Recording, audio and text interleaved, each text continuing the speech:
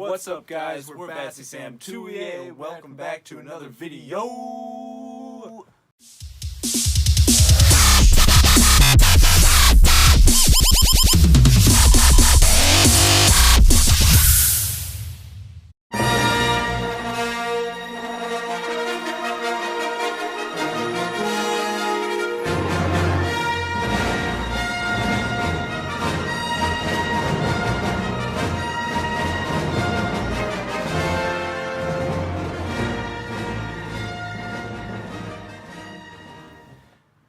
How did BASYSAM become famous? Let's put it this way. How did Hercules become so strong? So yeah, if we start from the beginning, I was conceived April 4th. Rainy day. It was really cold outside. And then 9 months later, there it was, January 28th, 2000. I'm a millennium. I guess we should start at the beginning. So I was born on January 8th, the year 2000, into a family of 2 mothers, 1 father, and 46 children. So I grew up in Schaumburg, Illinois for about 11 months, and then we moved to a small home in Itasca. And from a child, my parents knew that I was going to be an entertainer.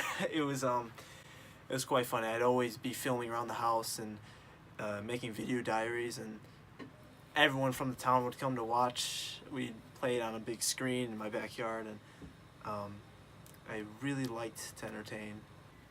Growing up in a family with so many people really puts a lot of pressure on you to stick out, and that was obvious from day one, which I mean, I'm sure has influenced BASYSAM and led me to where I am today, which is just so incredible. But yeah, it was a horrible childhood. I really had a bad time. So as a child, everyone would always say that I was like Forrest Gump. And at my first surprise, I thought that was an insult because, well, Forrest Gump is Forrest Gump, and although he was prosperous, he was very dumb. And but what they were telling me was that Forrest Gump influenced Elvis Presley, and that's what I was doing. I was shaking my knees, shaking my hips all throughout the house. And once I learned who Elvis Presley was, he was my biggest role model, and I learned everything from him, from the start of BASYSAM to what it's become now. What? No, I hate Elvis. Where do I come from? Most people think Connecticut, but they're wrong. I'm from Chicago. It's not even close. No, it's not close to Connecticut. Shut up. You're wrong.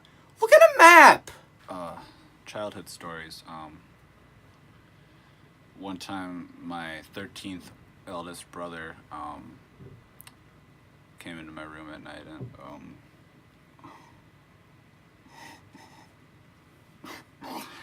shaved my head. And yeah, I had 2 brothers and 1 sister, and we got along so well. We played so many board games, and we would read to each other all the time, and we just had such a fun time as a family. And my mother and father had a great influence on me. They are the ones who bought me my first camera, and I just played with that thing for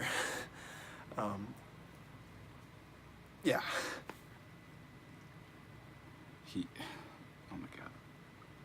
I'm sorry. Can we cut? I'm sorry. Yeah. So he came in one night and he shaved off all my hair, and then the next day he said, "Oh, hey Sam, why are you bald?" And I said, "Well, it was your fault, Marcus." And he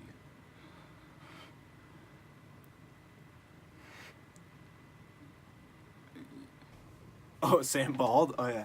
I talked to Marcus, and that's hilarious. I would have liked to see that. That would have been great.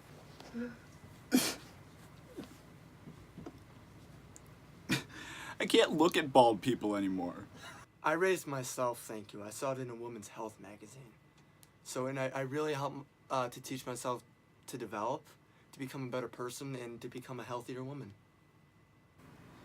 Yeah, I had the reason he did it was because I had a really good head of hair, and it was the talk of the town, actually, which really helped me stick out.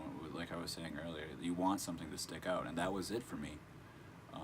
Then Marcus shaved it all off, and now I'm projected to go completely bald by 19. I already feel it coming out. It's just every time I hear scissors, I run. I just sprint away. It's like, How did I get involved in BASYSAM2EA? Funny story. I was hitchhiking. Yeah, I found Andrew on the side of the road in Connecticut, and he was talking about how he needs to get to Chicago or something, and I was just like, you know what, we have this gig for you. We need someone to film our videos, and hence the name BASYSAM2EA. We became one. No, I wouldn't say it was a voluntary thing. I never gave the loud and verbal and enthusiastic yes. Yeah, force, that's a good word. Yeah, that. Oh yeah, Andrew and Sam give me great respect, and I give him respect as well. I'd say I get a modest amount of respect from Andrew. Pass. Andrew. I get fed and everything. It's a great gig. I love it. So then there was Andrew and me going across country, and we got to Madison, Wisconsin, and that's where we found Sam Spica. Yeah, I was at an AA meeting in Madison, Alcoholics Anonymous, and then Brent popped up. He just like walked up to me, and he slapped me. He like walked up to me and slapped me and said, "Hey, you're now in my YouTube group." I mean, I guess I'm glad he did it, but it wasn't a good start. Yeah, Sam was at some sort of like anti-aircraft meeting, and Brent, ever being the stoic, very much, for the United States Air Force, in realizing what anti-aircraft fire does to our brave pilots, he went up there and he had a strong conversation with them, I'll tell you. And they had, very polite diction, back and forth, and then he ended up just gently persuading Sam, hey, would you like to be my number 2? Okay. Are you good? What advice would I give to the fans? And I'll tell you, my lawyer has given me the advice that I stay silent on such matters. Thank you. Thank you. I'm done. Thank you. I'm done. Yeah, I mean, from like the product of the videos, like what our fans see, it looks like Brent, Andrew, and I are all great friends, but that's not really how it actually is behind the scenes. Andrew he has panic attacks all the time, and Brent doesn't do anything to help those. He actually is the cause of most of them. Really, I think most of the problems that are in BASYSAM2EA stem from Brent's abuse. We get along phenomenally.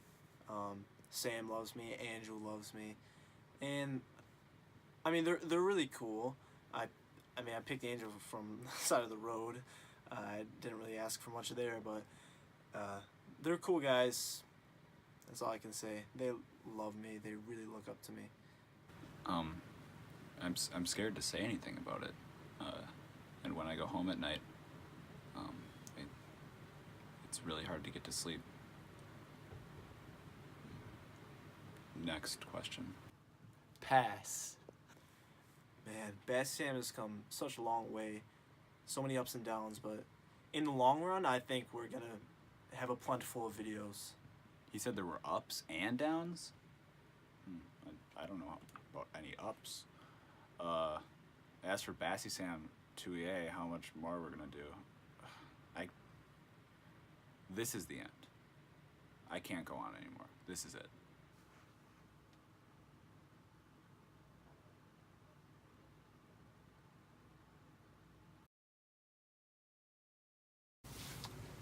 You know, I once had an uncle that sodomized a piano. You're such a bitch. You know, yeah. You think I'm a bitch? Man. It happens, you know. It'd be I've been like paying that your fucking sometimes. paycheck I mean, every single week. at Every least, week. at least I it give you wasn't that. like Oh a, yeah, like a you're kid, you're you the God Almighty. Yeah. You're the Okay, one. it was one of those. I can't wait kick till me this is out. over. No, I'm man, gonna I'm fucking gonna kill I him. guess I'm gonna it's- fucking I'm kill gonna you. kill It's still you. a I can't piano, wait. just so I guess can't that wait. counts. Yeah, I We want to still see you have to try. pick him. I guess it would be. You've reached the end of the video, and as always, you get rewarded. Click right here for a free set of shoes, which I mean we'll find somewhere and then send them to you. We're out.